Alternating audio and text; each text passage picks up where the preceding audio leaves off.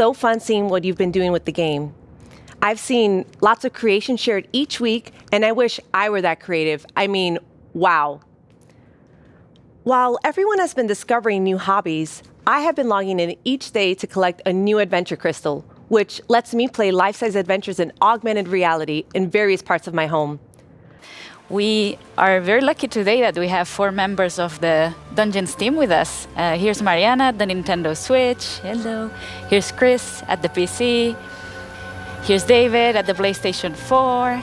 And at the Xbox One, we have Annika. So we get to show you here for the first time cross-play. That's exciting. And yeah, that's our first look at the mountains biome coming to Dungeons. While the player will be challenged by the wind, the isolators won't. Oh, what are these? These are new mobs called the wind callers, and that's a Ravager coming for the first time to Minecraft Dungeons. That's another Minecraft mob that we get to welcome.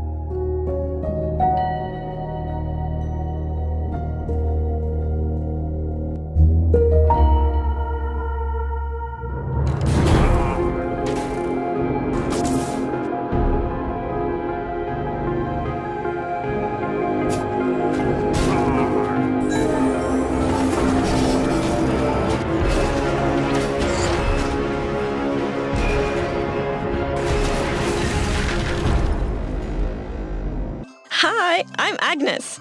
And I'm Jens, and we are here to tell you about my amazing board game collection. Wrong video, Jens.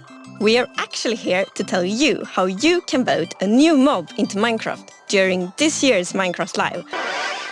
Oh. Bees and mooblooms are friends, just like we are. Right, Agnes? These friendly cows live in the flower forest biome, yellow as sunshine and covered in beautiful flowers. What's not to like about these beautiful bovines? We are friends, right, Agnes? Why do we have to record these videos on an actual mountain? They are animated. The Isolator is a new illager that lives on mountain tops. It's a hostile mob that attacks you with clouds of flying ice. You did pack the supplies we need to survive the night up here, right, Jens? Do you ever wish Minecraft's oceans were glowier? Not me. I always wish for world peace. Sure you do. Well, wish no more. Meet the glow squid.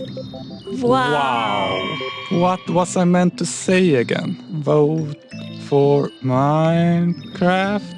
Can't talk. Must admire glow. Agnes, Jens, tell the viewers about how they can vote for the new mob. That sounds awesome! Another Minecraft novel, and this one's called The Mountain. Well, I have a sneak peek into what your vote is bringing to Minecraft. Goats. They're both mischievous and adorable at the same time. As you can see, they live on the mountains, and if you aren't careful, they might knock you off. They also have excellent jumping skills. Tree lines and mountaintops that will be more challenging with lots of snow and ice. And speaking of snow, yes, it will be snowier. We will also have a new block called powder snow, which will be a kind of trap block. It looks similar to snow, but if you or a mob walk on it, you will fall right through.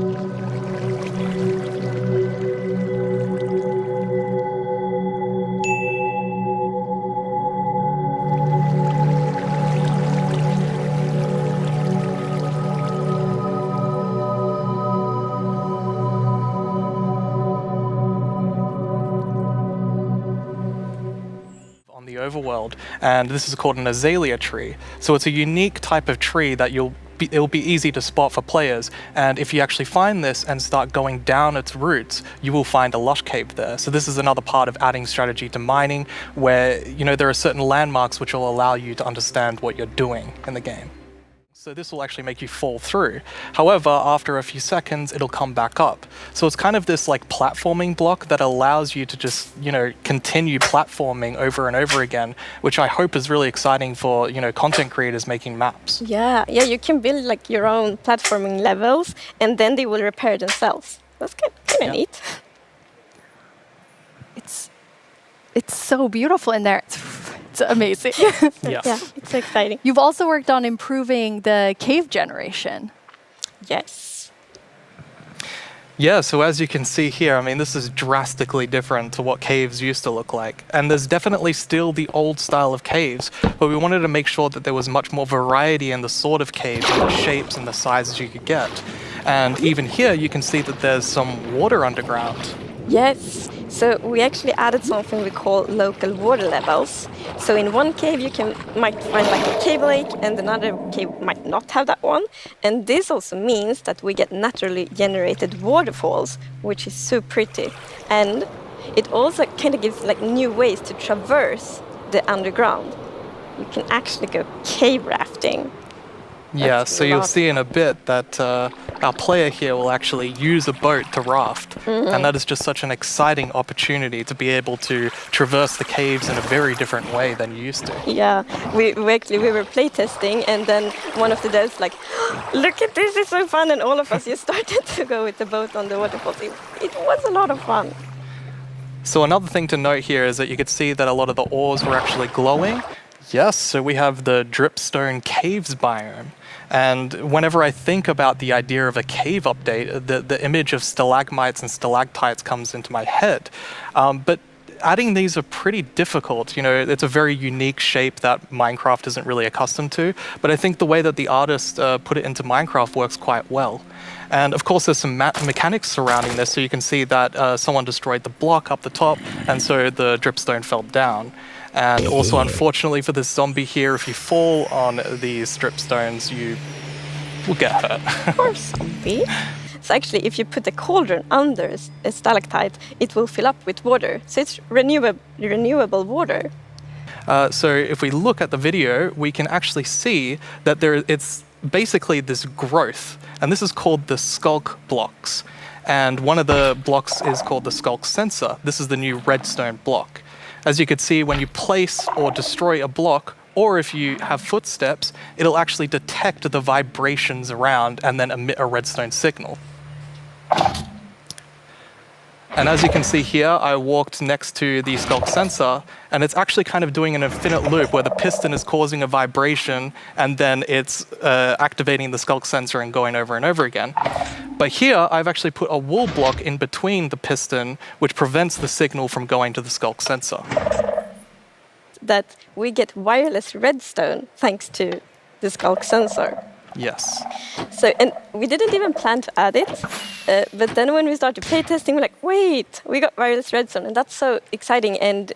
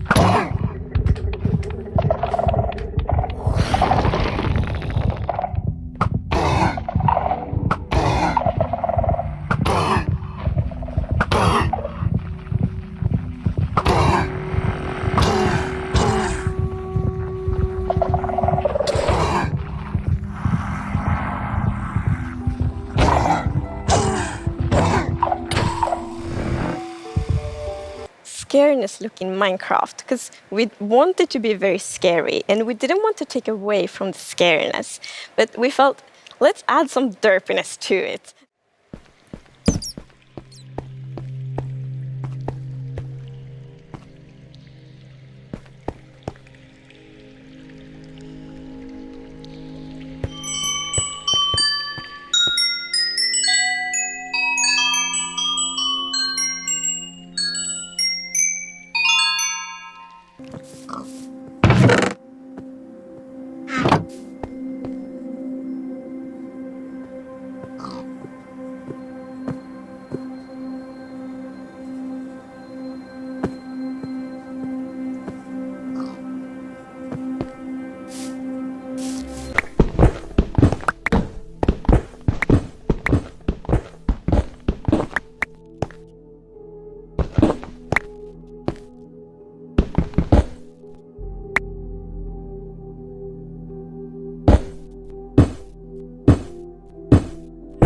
I think I found a copper vein. So we're actually adding ore veins to Minecraft. And like they really add so much to mining. It gets so interesting because it's kind of like following a trace.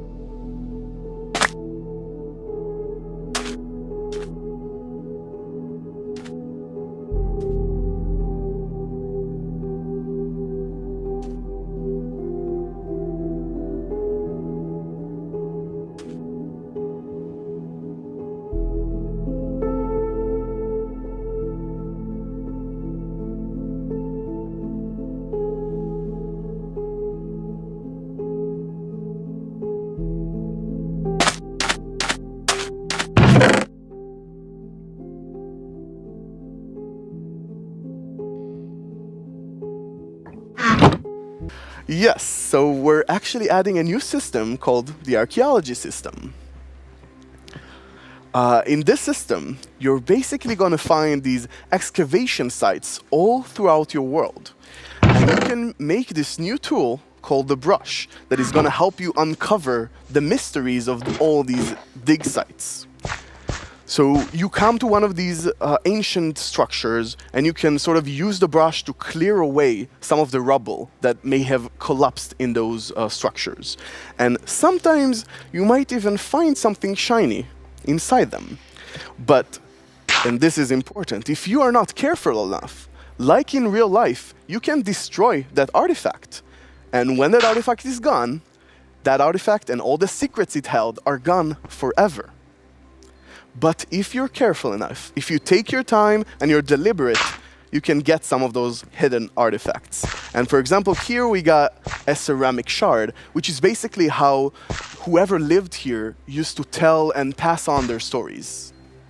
I love the story sides of the archaeology, because we often talk about that we want to deepen the mystery in Minecraft. And when you find these hidden artifacts, you kind of find like connections and hints. And we will never tell the full story, but these will inspire the players to tell their own stories about their own Minecraft worlds. Exactly. I think it's going to be really exciting to see what players do with them. For example, here we see an exhibition that someone built for this, where he can compare all the different clues he finds, right, and try to preserve whatever was down here, and he can compare what we found with whatever new thing, and sort of try to connect the pieces, right? And here we see those pieces connected in a clay pot, actually trying to reconstruct them back. And you can create that however you like. You can create your own stories or try to guess how those pieces used to connect. Yeah. It's also so fun to be very creative with these new pots, because you can put the shards in any way you want. Exactly, and when you're pleased with your creation, you can fire them up and you have your own painted clay pot. It's pretty. So are you going to tell us about it now, Yes, please? now we're gonna tell you. It's the cutest predator you will ever meet.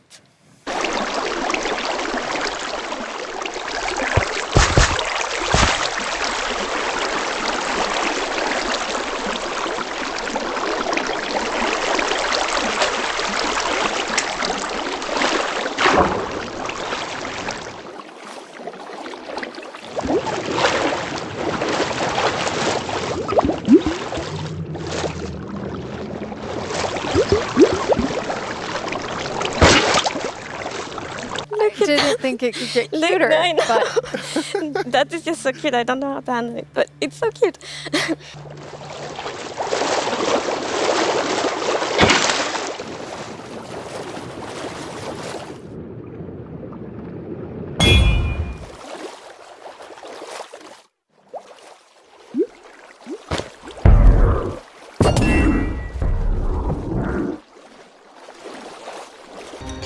Can I look first? You're gonna know before everyone else. It's the glow squid! Wow. I guess everyone was mesmerized by the glow squid, not just the tiny ones. Design and build your own solution in Minecraft Education Edition. For the chance to win Mine Coins, awesome Minecraft gear, and a video chat with Mojang Studios. The championship opens today.